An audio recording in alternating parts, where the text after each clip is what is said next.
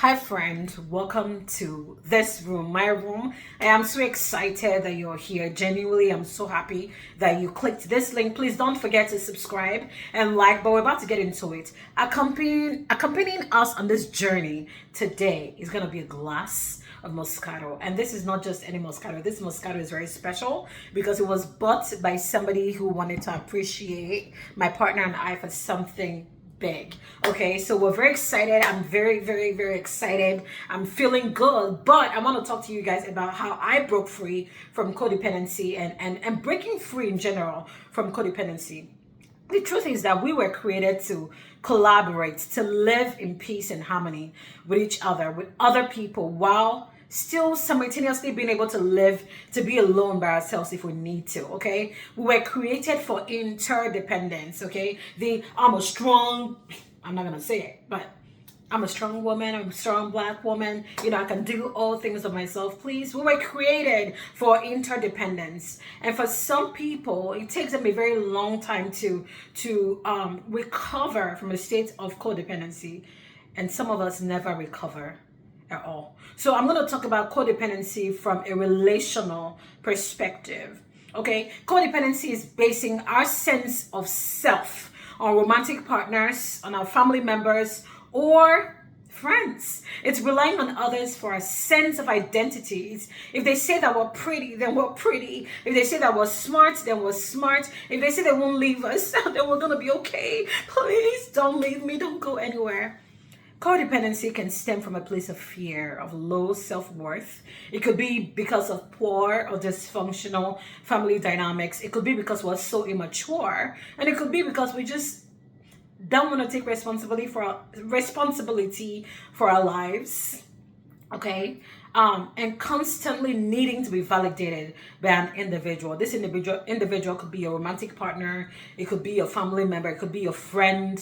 It's like their opinion of us means the world to us. Tell me that I am the best person you ever met. Tell me I'm the most amazing person that you ever met. Oh my God, I cannot live without your validation, right? It's like the opinion of this individual matters so much that without which we cannot function. If the person is not okay, then all of a sudden we're not okay. Then all of a sudden the whole group is not okay, right? It is being swayed by the tide from another person's ocean. It's forgetting our own sunshine, our own rainbow. It's forgetting that we matter as well. And there are a few ways. I could list a billion ways that codependency shows up in our lives, but I'm just going to tell you guys a few ways. So, one, tolerating any form of abuse, sexual, emotional, verbal abuse, financial abuse, continuously. I'm not saying, oh, somebody screwed up one time or whatever. Like continuously tolerating any kind of abuse simply because we cannot picture someone not being in our life, or enabling somebody who's struggling with substance use disorder, and sometimes even acquiring the product for them because God forbid that they decide that they're not going to be with us because we didn't do what they wanted. It could also be your partner telling you that they don't like your friends, maybe friends that you had before you met this person, or maybe friends that you met before, and deep down you probably think, I think these are good people, they're not douchebags. But because your partner wants a sense of control, whatever you want to call it, they tell you they don't like your friends, and all of a sudden you just stop hanging out with your friends because you don't want to make your partner upset. Okay, God forbid they get upset. Or it could also be your partner tells you when they met you, you used to, you have different hobbies that you really liked, and all of a sudden your hobbies suck. They don't want you to, they don't really like what you do, and you stop doing those things because you don't want to lose this person.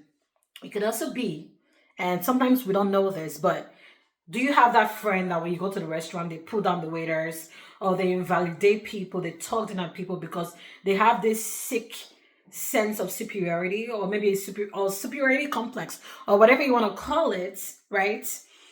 And you still want to keep hanging out with this person because you don't know what your life would look like not having this person as a friend, or maybe especially if they have celebrity status, right? You have something that you're gonna gain, and if you were to not talk to this person, you're gonna lose that proximity to celebrity, or whatever you want to call it.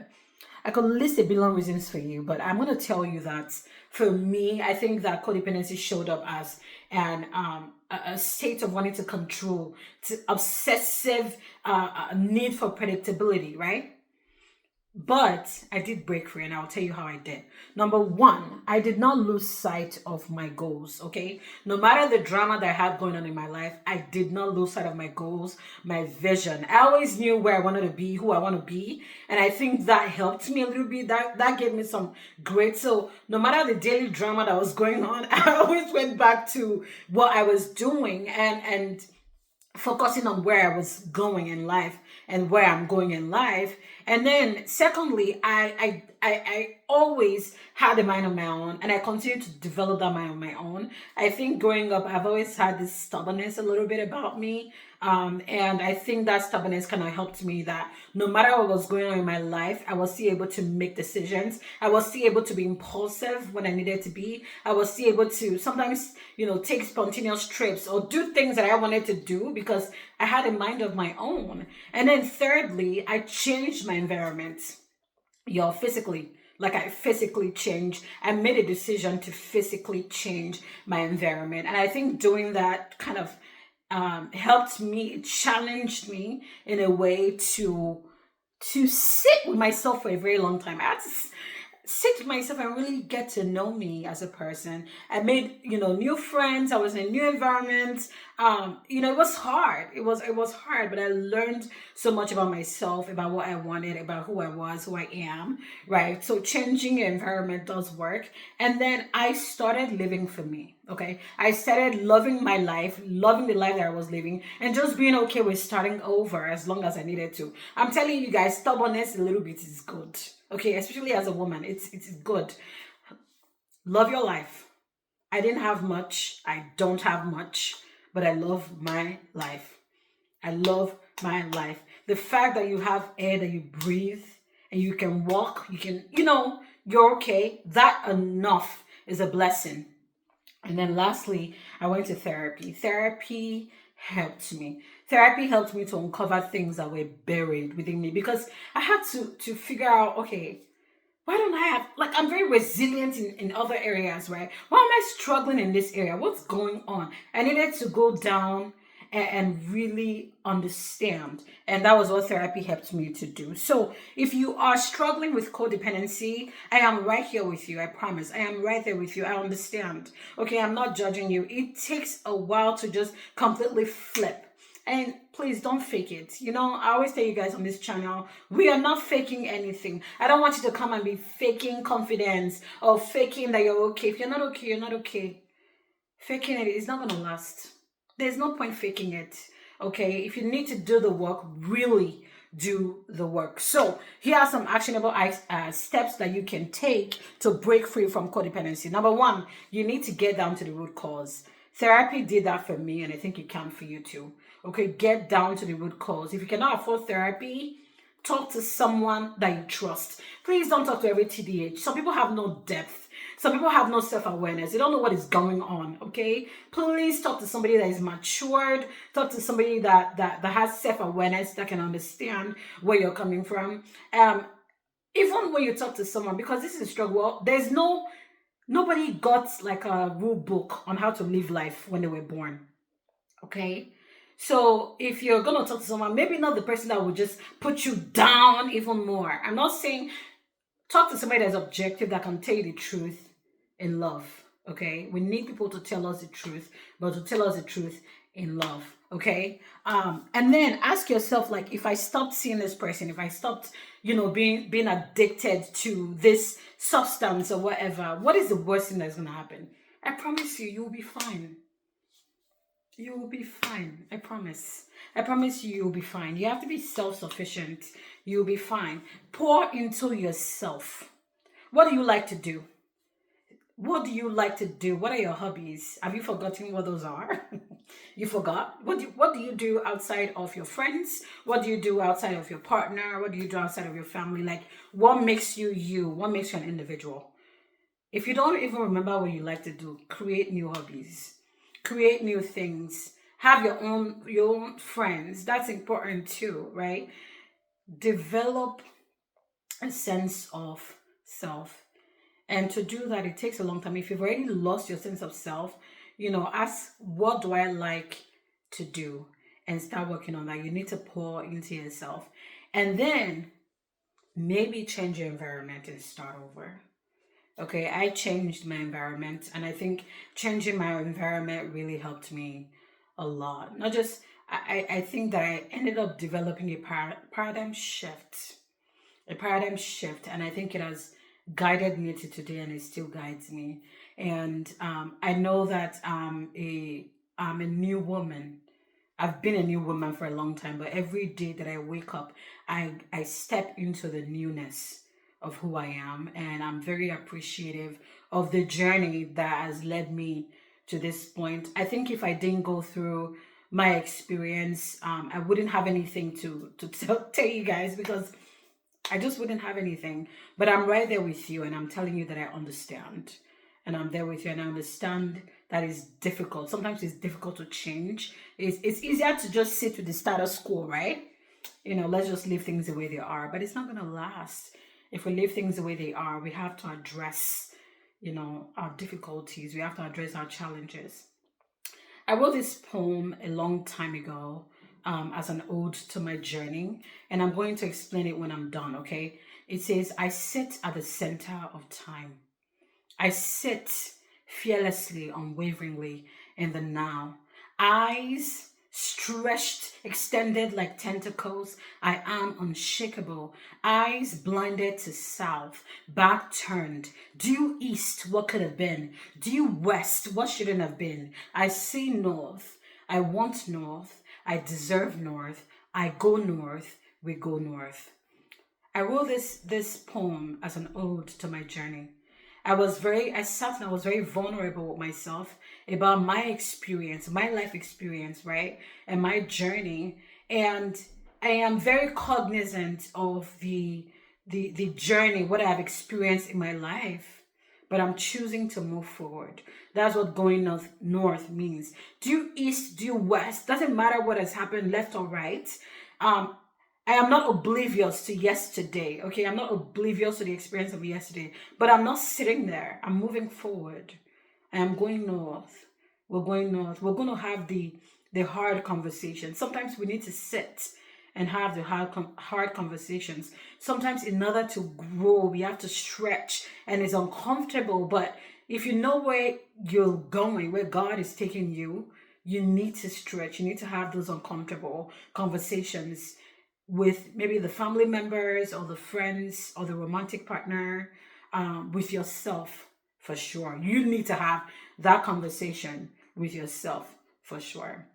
So that if somebody says that they don't want you, you're going to be fine. Okay? You're going to be fine. If you don't need anyone to tell you that you're beautiful, you are beautiful. I tell you on this channel that you're beautiful because I believe in my heart that you're beautiful. Coming from someone that has been told, made to feel sometimes that she wasn't enough. I'm telling you from the depths of my heart that you are enough, okay? That you're beautiful. We were all created to be. Imagine if we were all the same. Life would be so boring, right? We were all created with unique gifts, with unique talents, and we need to figure out what those are. What makes us, what makes us special, right? What makes us beautiful. And I think for me, I feel like there's so many sides to me as a person, and I'm deeply grateful to God for that. So in conclusion, I started practicing these daily affirmations. I read a book called The 5 a.m. Club by Robin Sharma, and I really imbibed this into my heart. It starts with this. If you want to start doing it too, definitely. It says, today is going to be a glorious day. I will live it with excellence, with boundless enthusiasm and limitless integrity, true to my visions and with a heart full of love. I want to encourage you, no matter what you've gone through, okay, no matter what your life experience is, I want you to wake up every morning knowing that you deserve love. You deserve love that is real. You deserve love that is easy. Okay? Growing up, a lot of us think that, oh, we have to have drama. You have to have drama for your relationship to be exciting. No. You can create a relationship that is exciting. You don't need toxicity to have a relationship that is exciting. I promise you that. There are other ways to make a relationship exciting.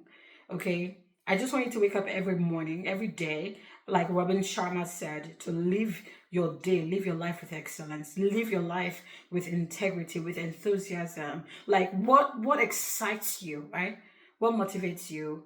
I am deeply grateful for the experience that I've had in my life. And I'm deeply grateful for my family who has been there. I'm deeply grateful to have people in my life that talked to me, that counseled me, and I'm deeply grateful for the ability to be introspective in life. I just want to encourage you all, okay? If you're struggling with codependency, if you cannot afford therapy, talk to somebody. Talk to a good friend, a good friend that has depth, that understands. Not people that will put you down, make you feel even worse about yourself. Sometimes you do need to hear the truth, but you need to hear the truth in love, okay? And if you ever need to talk to someone, hey, I'm your sister. You can drop your comments in the chat, or send me an email, and I'll be very excited to talk to you. I see you, I love you, and you are beautiful just the way that you are. Please don't forget to like, share, and subscribe, and I will see you in my next video.